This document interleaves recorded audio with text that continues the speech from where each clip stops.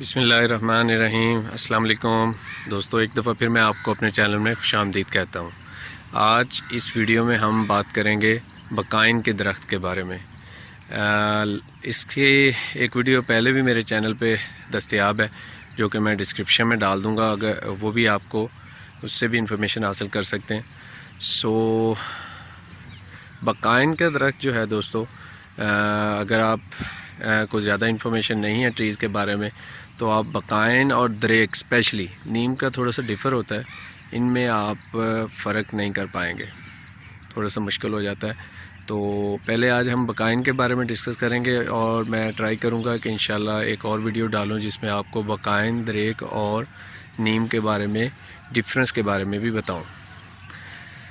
بقائن کا درخت دوستو ایک بہت ہی پیارا درخت ہے، اور یہ ایئر پیوریفائر کے طور پہ بہت ہی کارآمد ہے۔ یہ بقائن، نیم اور دریک تینوں ہی جو ہے نا بہت ہی فٹ ہیں، جو کہ ایئر پیوریفائر کے طور پہ یوز ہوتے ہیں۔ بقائن کا درخت یہ اتنا گھنا ہوتا ہے کہ اگر 2-4 درخت اس کے اکٹھے لگے ہوں تو یہ چھتری سے بھی زیادہ فٹ ہے، کہ اگر بارش ہو رہی ہو تو آپ اگر اس کے نیچے آ کے اسٹے کریں تو یہ کافی حد تک آپ کو بارش سے بھی محفوظ رکھتا ہے۔ لگانے کا طریقہ، اس کو دوستو نمولی لگتی ہے، تو نمولی ہی اس کی گروتھ کا ذریعہ بنتی ہے۔ اگر آپ کہیں پہ لگا ہوا ہے تو ایزیلی آپ کو اس کے درخت کے نیچے سے پودے چھوٹے چھوٹے مل جائیں گے، نہیں تو آپ نرسری سے ایزیلی اس کو لا سکتے ہیں اور لا کے اس کی گروتھ ایزیلی کر سکتے ہیں۔ اس کی زیادہ کوئی کیئر اور گوڈی کی بھی ضرورت نہیں ہوتی۔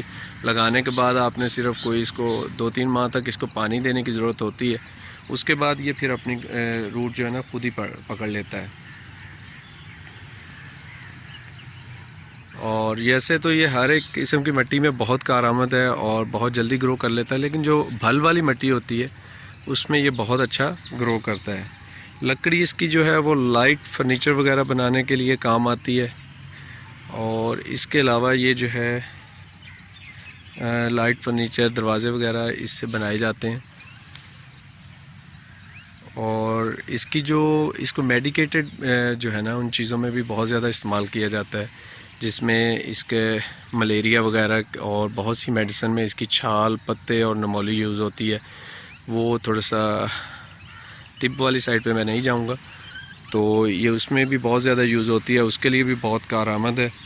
اس کے علاوہ اس کے جو پتے ہیں اگر اناج وغیرہ میں رکھ دیے جائیں، جو گندم وغیرہ ہوتی ہے تو اس میں کیڑا لگنے سے محفوظ رہتے ہیں۔ کپڑوں میں اگر رکھ دیا جائے تو یہ اس میں بھی یہ جو ہے بیماریاں وغیرہ لگتی ہیں اس سے محفوظ رکھتے ہیں۔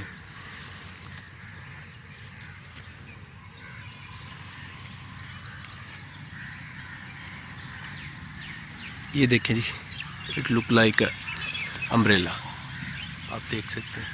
اس کے نیچے آپ اس کو نمولی لگتی ہے، لیکن اب اس پہ نمولی نہیں لگی ہوئی، تو انشاءاللہ میں کوشش کروں گا کہ اس کی نمولی بھی آپ کو دکھاؤں۔ فی الحال ادھر نمولی اویلیبل نہیں ہے۔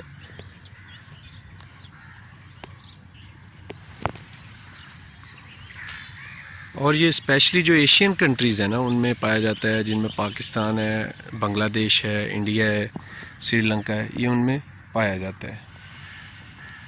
یہ دیکھیں، اس کے ایک تو گھنا ہے، دوسرے اس کے پتے بڑے خوبصورت ہیں۔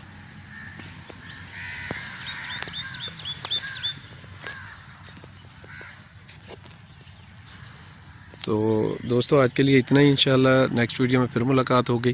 اگر میری ویڈیو آپ کو پسند آئے تو اس کو لائک اور شیئر لازمی کیجیے گا، میرے چینل کو بھی سبسکرائب کر دیجیے گا، اور انشاءاللہ نیکسٹ ویڈیو میں پھر ملاقات ہوگی۔ تب تک مجھے دیں اجازت، اللہ حافظ۔